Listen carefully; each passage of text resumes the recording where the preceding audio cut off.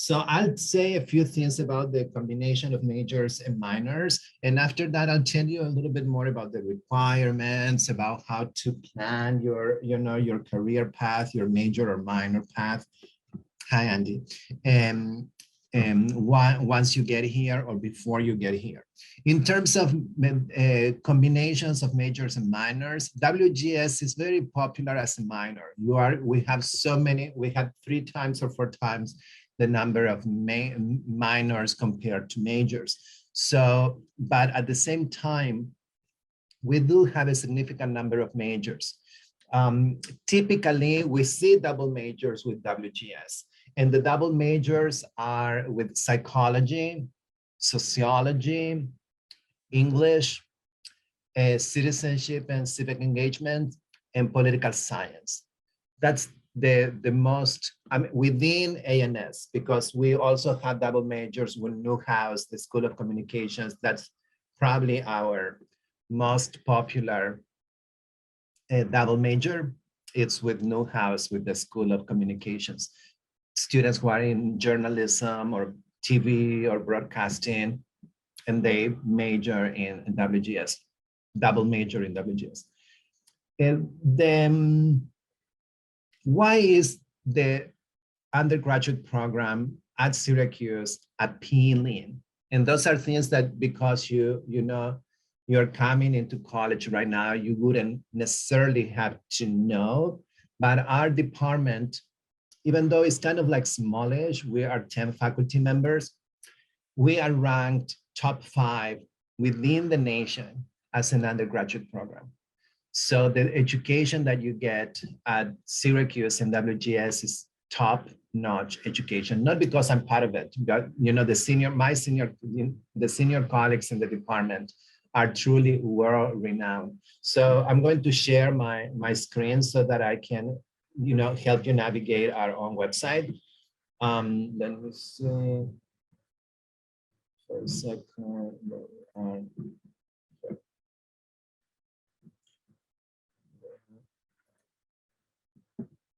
Can you see this? Yes, great, thank you. So this is our webpage, Women's and Gender Studies. And all of these books, pictures of books that you see are book covers of books that we have written, the faculty have written. So we all are experts in what we do. And here's the core faculty members. Dr. Bhattacharya is the department chair. Dr. Engin Kim, Rebecca Lambert. Engin Kim is an expert in disability studies, feminist disability studies. Professor May is also the director of the Humanities Center for the whole university, very well recognized in something that is known as intersectional feminism, and I'll tell you a little bit more about that. Danica Medak-Saltzman is a specialist in Native and Indigenous feminist theories. Dr. Chandra Mohanty, if you Google Dr. Mohanty, you'll realize that she is not as, celebrity as, I guess, the Kardashian family, but she is certainly a very well-known scholar in the world. So you're gonna be like surprised when you Google her name. Dr. Olwan is a specialist in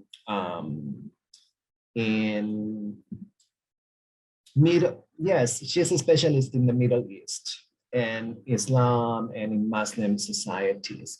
Dr. Wempu, she's a specialist in creative writing and also in hip hop feminism. So she's one of the leading scholars, trailblazer scholar in hip hop feminism.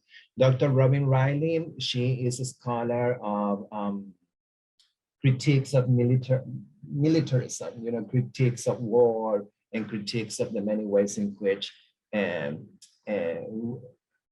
women and gender variant communities relate to war and what kind of critiques we formulate about war. So that's to give you a sense of how many faculty members we have in the department that you would be taking classes with.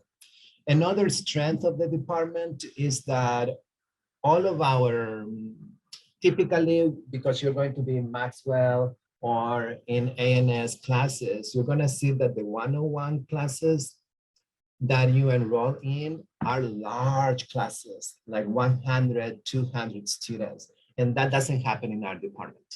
So you're fortunate enough that when you take 101 or 201, you have at most 25 students in the classroom. That means that the ratio, between faculty and the type of attention that we can provide the students, either because of our teaching assistants or because of the faculty coordinating the classroom, you're going to have a lot of access to the faculty and to the teaching assistants because of the reduced number of classmates that you would have in a WGS classroom. So that's another strength. Then our department is known, I'm sure that you can check hashtags or things like that on Instagram or on Twitter.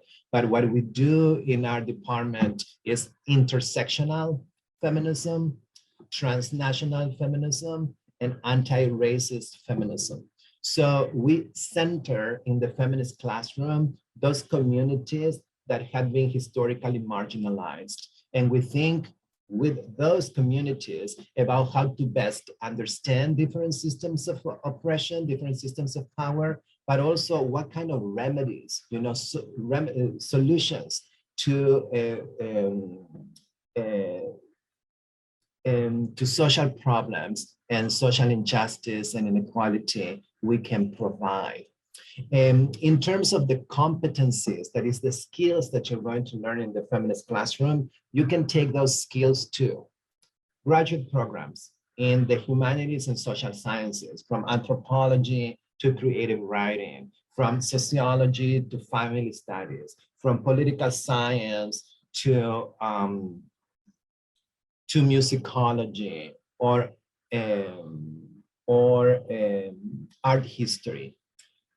Where else can you take these skills? You can take these skills to law school, to becoming a political consultant, doing advocacy work in the community, working with NGOs or nonprofit organizations, working on all forms of social justice, including covering social justice and injustice. When I mean covering, writing about it, doing journalism, creating content, multimedia content about social justice and social injustice. Where else can you take it? You can take it to any setting that is connected to the life sciences, from biology. I mean, you're not going to believe the things you can learn about feminist science in 101 or 201. So you can go into biology to the, to med school and anything in between, nursing, all forms of provision of care where there's a direct contact between providers and clients. Why? Because you need this type of understanding of different social relations, but also of gender as an analytic tool, and also gender in terms of, okay, how you relate to clients and how you create an environment that is accepting of gender differences and differences across class, sexuality, race, and so on and so forth. So that's in terms of the strengths, the skills that you're going to take from the feminist classroom, and where we have seen our undergraduates, our former graduates, where they have gone. So let's say we have graduates of our program that are regional coordinators for Planned Parenthood. They have 5 or 6 states under their supervision, their monitoring, the kind of work they do. Another student created a statewide, in Minnesota, a statewide program to help high schoolers, particularly cisgender men,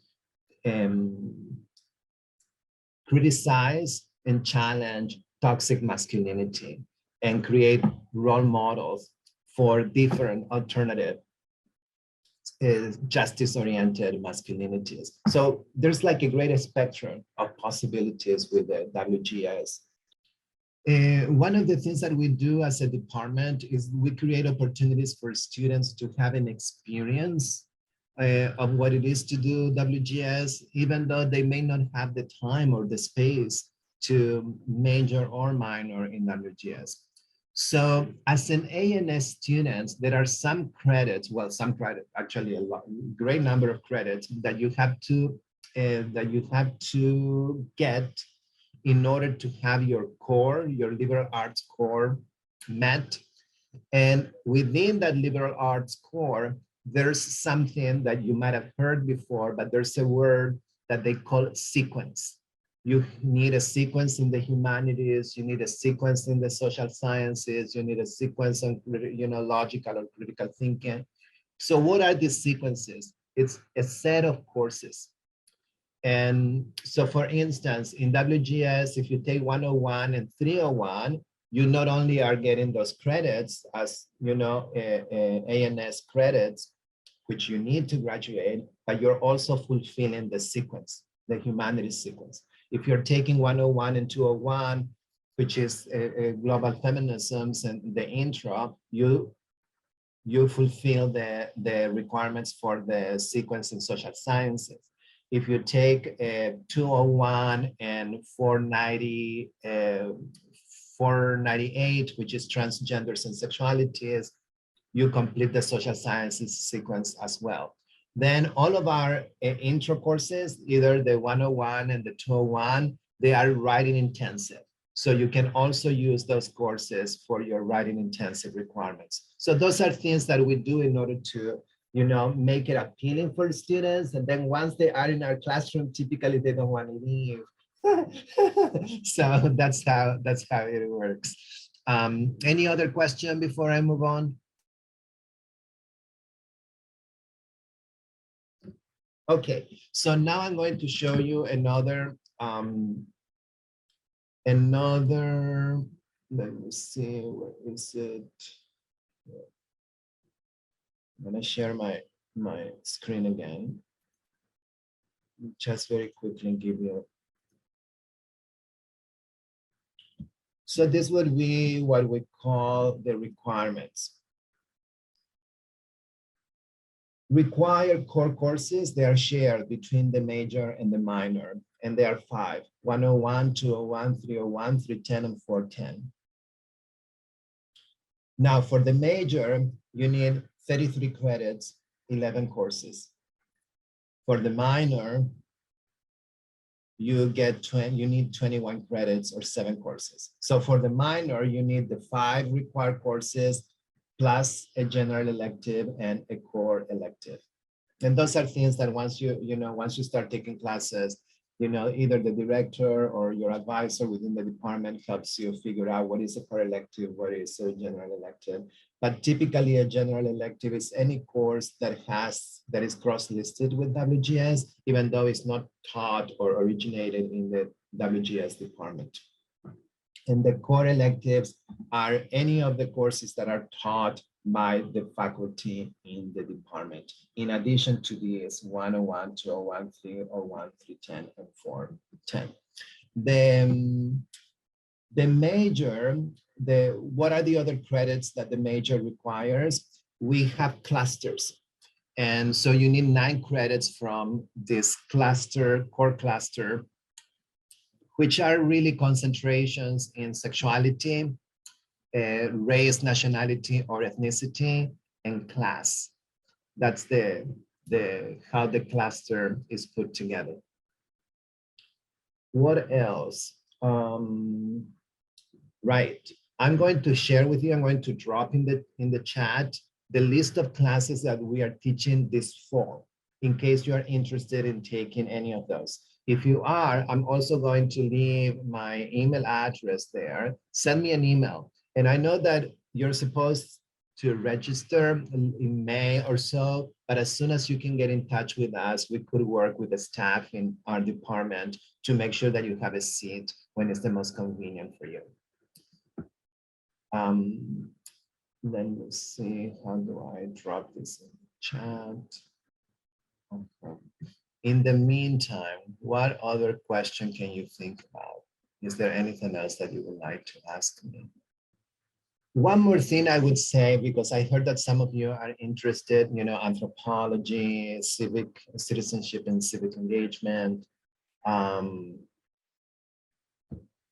There is in ANS, there is a new certificate that when I looked at most of our students, our WGS students, whether they're minoring or majoring, there is a service-oriented certification that is the equivalent to an enhanced internship and other courses, 3 other courses that you already have. Most of the NAS students already have them, particularly if they are taking a minor in WGS. And so what it does, it adds, Andy was asking, okay, can you double minor? Yes, you can double minor, but also you can get certificates. And those, look really well when you go to the job market, once you graduate. So you have a major in political science, you have a minor in WGS, and you have a certificate in service-oriented learning, for instance, which certifies that you have done work with an organization in the community, and it enhances what that means, the internship experience, because most students, particularly Syracuse students, by the time they graduate, they all have done either volunteering work or an internship. So it's really cool, it's really neat to get this certification. So if you're interested in that, send me an email and I can tell you how to combine the major or the minor with a certificate on service-oriented learning. So I think I've covered most everything that I wanted to give you in terms of what we do, what we're known for, the different faculty that work here, the prestige that we have as a department. And I know that this is a time of great excitement for you. So take as many opportunities as you can. And at the same time, make sure that you make room to spend the next 4 years enjoying yourself. So you don't have to tax yourself or stretch yourself so thin. So sometimes being in the classroom that makes you feel that you're making a difference, that creates, the sense of, okay, I'm taking care of myself. And at the same time, making sure that your investment in this education is going to pay off later down the road. Any questions?